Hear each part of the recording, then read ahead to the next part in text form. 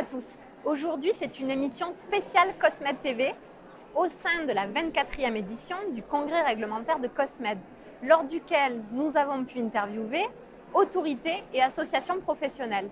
On vous emmène. 300 experts réglementaires du secteur cosmétique se sont réunis les 27 et 28 mars autour de conférences et de tables rondes afin de maîtriser les actualités réglementaires en France, en Europe et à l'international, d'échanger avec les autorités et de s'informer sur les défis futurs. L'occasion de recueillir à chaud le témoignage de la DGCCRF, de la Commission européenne, de l'IBA et du CTPA sur les sujets réglementaires qui font l'actualité.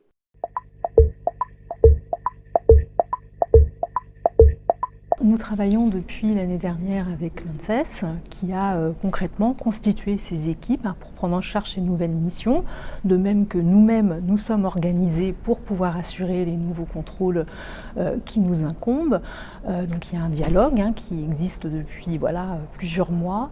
Dans le cadre de ce dialogue, nous avons pour le moment priorisé la gestion des alertes et la cosmétovigilance pour des raisons évidentes de protection de la santé et de la sécurité des consommateurs. Cela nécessite des échanges d'informations rapides et opérationnels. Aussi, un protocole de coopération formel devrait prochainement être signé entre la DGCCRF et l'ANSES. Donc les allégations relèvent d'un bureau transversal qui est le bureau du droit des consommateurs. Donc c'est lui qui pilote toutes les actions de la DGCCRF en termes d'allégations. Et puis on a notre bureau qui s'occupe des produits de santé et notamment des cosmétiques. Donc en fait comment on s'organise? Eh bien, le bureau transversal fait des enquêtes transversales dans lesquelles il nous réserve une petite place sectorielle. Donc il y a un volet cosmétique dans une grande enquête allégation. Et puis, de notre côté, on peut très bien, nous, dans nos enquêtes sectorielles, insérer un volet environnemental. Currently, and we are now end March 2024, the draft regulation has been prepared, has been discussed within the Commission, and now we are waiting to receive the final agreement from the Commission for its adoption. Well, I have to mention, of course, that we are now in a very delicate period because of the European elections. And it used to be the case that the very important and sensitive files are not really very readily adopted by the Commission at the end of its mandate.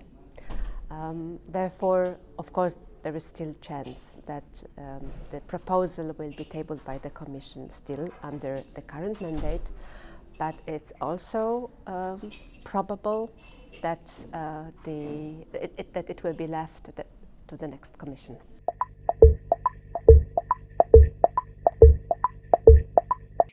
Indeed, for instance, in case of the packaging and packaging waste, there are different requirements at the national level, and this sometimes creates a confusion between consumers because, for instance, I remember that in France there is an obligation to put the treatment on the label, but then, for instance, in Belgium there is no obligation to put any specific indication about the sorting of waste on the products. And also the management of the waste is different in France and in Belgium. And here comes the EU, and fortunately we have this instrument which is the harmonization measure, which we can take, and those measures will be taken on the EU level, and this is, I think, the great improvement, and it will be a great improvement for EU market because then it will allow products to have the same marking, the same marks, and that they will really suggest that the action should be taken of the same sort. So I think the situation is the same for all companies, whether they're American or they're overseas companies, right? Our regulations are changing, and the reason why is not always clear. It doesn't always make sense, and sometimes it seems that the science doesn't even support it. But, you know, the reality is the state governments are passing regulations, right? And at times the infrastructure or the resource to implement it doesn't exist, yeah? And the bigger concern I have is we're not waiting for the learnings of other regulations that have passed. And I think it would make sense to do that, yeah? But the reality is the state governments are eroding slowly the harmonization of the regulations, and in my opinion, the role of the FDA. As a business strategy, I recommend that companies start with the strictest state and work backwards. And a good example of that is with lead limits in cosmetics, right? So right now there are 3 states with limits for lead in cosmetics. Washington State is the most strict at 1 part per million, right? And the other less popular opinion, or the other less popular option, is to decide if entering that market is really worth the effort, right? As we say in English, is the juice worth the squeeze on that one? We, of course, want to defend the UK cosmetics regulation, and we've put in our support for our cosmetics regulation and the safety of our products to OPSS, our regulators. But actually, from CTPA, we want to do more for industry. And what we've done is incorporated the defence for the UK cosmetics regulation into one of our key asks for the manifesto. But actually, we have 11 other asks of what can the government do for our industry. And those are compiled in 5 pillars. So essentiality, which is again very important for us, then science, regulation and sustainability, and then finally business.